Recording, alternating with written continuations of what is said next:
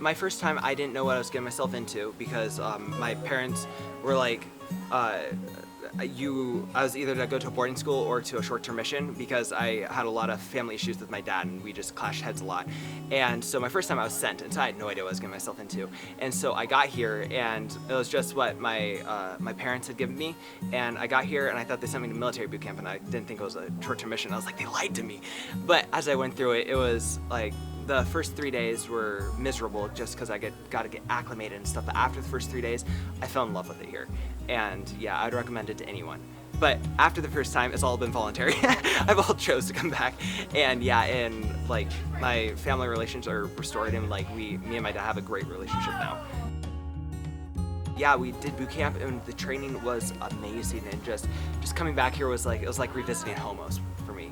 And so we went through boot camp and we learned everything that we need to know. And then once we got into the field, I got to Mongolia and it's amazing there, it's so beautiful. But going through, you can just see that the people are in such need for God and for Christ. Our purpose over there was to start a boot camp. And so we had trained kids in what we were trained in. So we taught like puppets and drama and carpentry, and we taught all these kids that. And then we had them run the obstacle course, and so we set up a Jacob's ladder and a wall and a slough.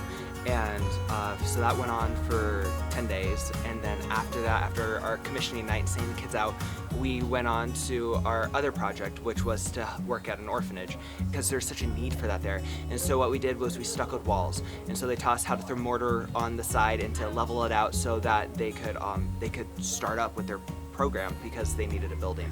And so that was our project with Teen Challenge. And then we went back to the orphanage and played with kids, and we just developed relationships with those kids, and it was so amazing. And then we had to leave our head male leader there, Ryan Fast, to take care of the debrief, which he's doing in a few days now. And then we all came back to the States, and now we're at debrief, and we just finished the last of our classes, and we're getting ready for our banquet. You need to pay attention to the classes.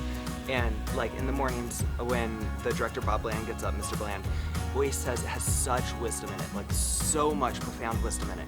And like your first time coming here, you don't want to almost ignore it because you're like, I'm tired, I just want to sleep, the bugs are killing me, the humidity. But if you listen and you take notes, or if you just soak in what he's saying, you'll go so far because that man has so much wisdom. And so I'd say that, to pay attention in the early classes.